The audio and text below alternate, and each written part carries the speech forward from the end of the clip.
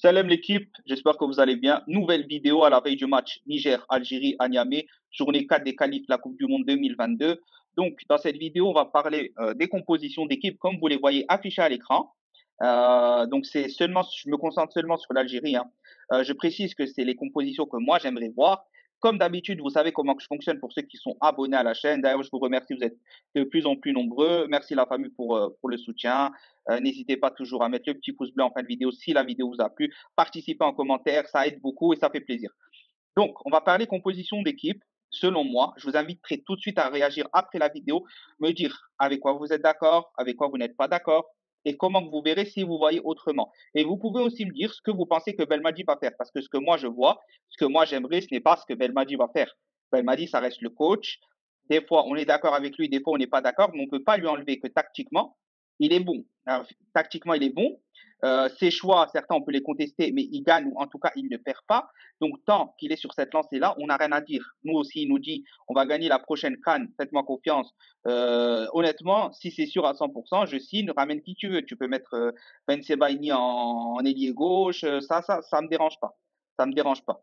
Mais voilà, nous, on est juste là pour donner notre avis en tant que supporter. Belmadi, c'est celui qui a le dernier mot.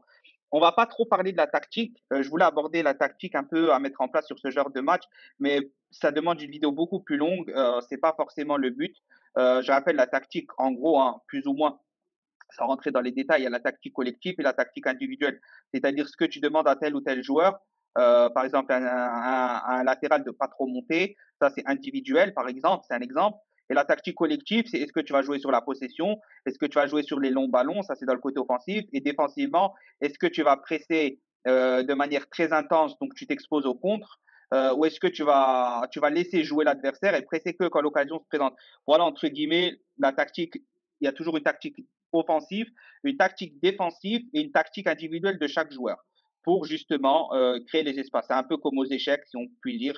Voilà, chacun joue quand il a son coup à jouer. L'autre regarde comment il va défendre pour le prochain tour, ou etc. Voilà, si on pourrait un peu résumer ça. Mais on fera une vidéo sur ça si ça vous intéresse. Bref, composition d'équipe, la famille. Moi, je vois l'équipe partir en 4-3-3 dès le début. 4-3-3, c'est notre système de prédilection.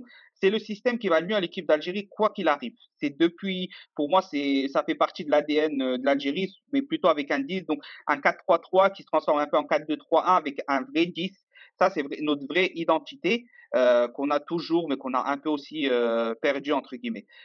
Pour la composition d'équipe, donc, au niveau de la défense, on sait que Jaben Sebaini n'est pas présent. Il est reparti avec son club, il est out pour le match, donc on va laisser Fares. Il faut savoir qu'elle a la possibilité tout bas. Et je vous dis que ça ne m'étonnerait pas que Belmadi puisse mettre tout bas à gauche pour sécuriser la défense. C'est une probabilité.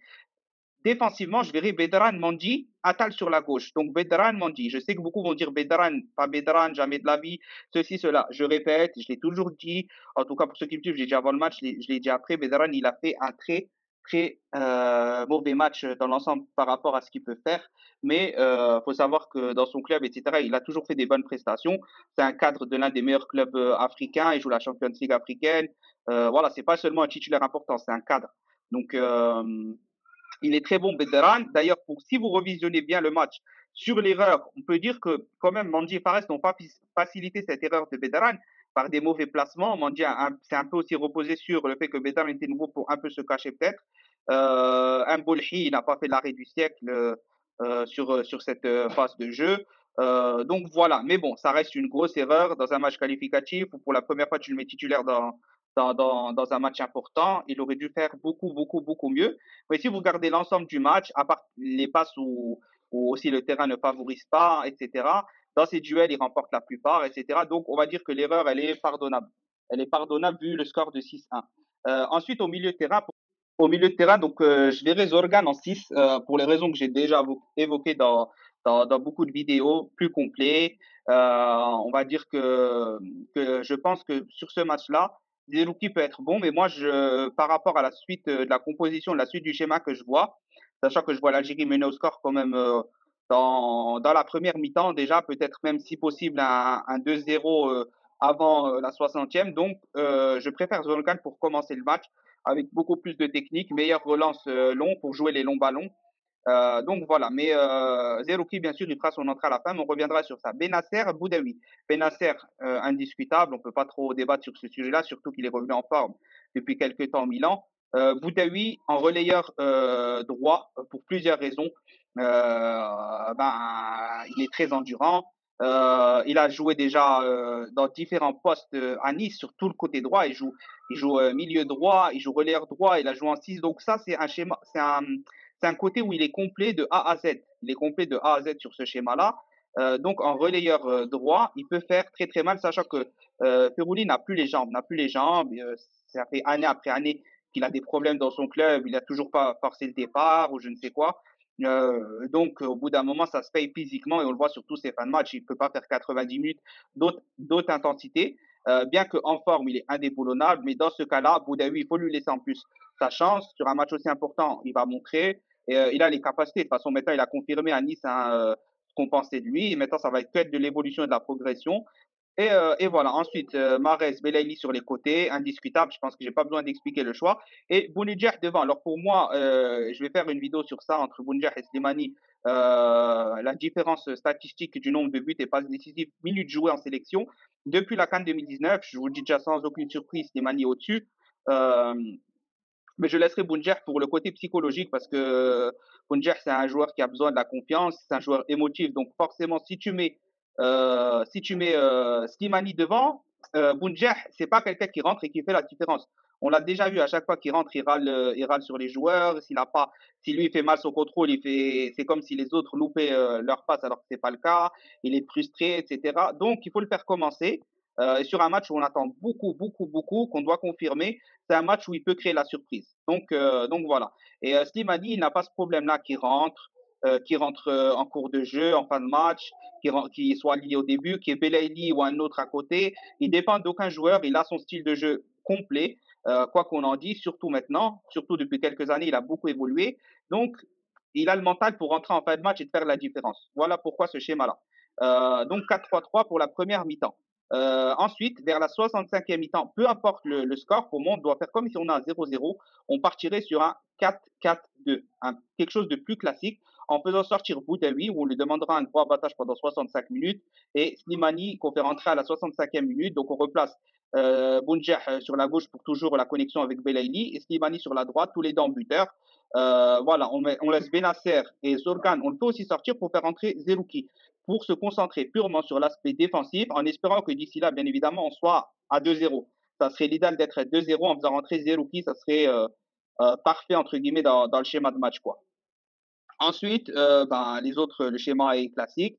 Là, on privilégierait les coups de pied arrêtés, les centres, donc il faudra provoquer devant la surface, essayer de trouver pas mal de corners pour trouver Slimani de la tête, etc.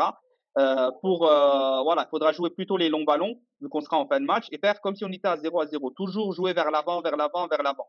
Et se concentrer sur la défense au niveau des arrières qui vont essayer peut-être de moins monter, et Zerouki, pardon, qui rentre à la place de Zorgan pour se concentrer vraiment sur la défense, couvrir tout le centre entre Bedaran et Manji, vraiment superviser ce côté-là et aider sur les ailes Atal et Fares quand il y a une opportunité de monter. Donc voilà, moi ce que je vois ensuite vers la 80e, je ferai entrer Amoura à la place de Bounjah. Voilà pour la vitesse, la percussion, la profondeur, etc. Notamment avec Slimani qui a toujours son rôle de pivot un peu, etc. Donc là, ça peut créer beaucoup beaucoup d'espace avec un joueur rapide plus Slimani avec son corps qui peut apporter beaucoup sur ce point-là. Mahrez, il est cuit. Je fais rentrer Fegouli à la 80e.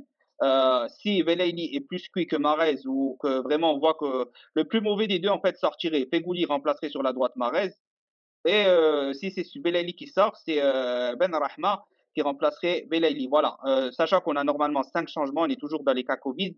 Donc voilà, j'ai laissé Stéphane Attal. Si Attal ne tient pas trop toute la mi-temps, on peut faire entrer Stéphane en fin de match pour se concentrer purement sur l'aspect défensif. C'est-à-dire qu'on lui demande rien d'autre. Tu montes pas plus que le milieu de terrain, tu restes sur le côté, ton côté, tu gardes et tu couvres le côté droit. Pareil, on lui demande les mêmes consignes. Et là, on devrait tenir et jouer les longs ballons, toujours en ayant quand même une certaine possession décalée pour chercher le côté opposé dans la relance, avec un Benasser qui se chargerait de ça. Voilà, un Bétaran aussi qui est bon dans la relance, même si sur le match précédent, j'ai dit qu'il ne faut pas en tenir compte. Donc voilà, moi je vois ce match-là comme ça. Je ne sais pas ce que vous en pensez, mais dites-moi-le en commentaire.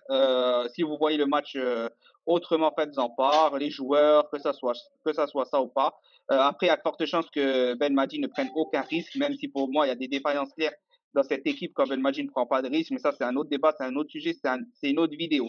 Donc voilà, j'espère que la vidéo vous aura plu. Si c'est le cas, ben, comme d'habitude, un pouce bleu, participez en commentaire, on partage son peu. Et voilà, allez, salam.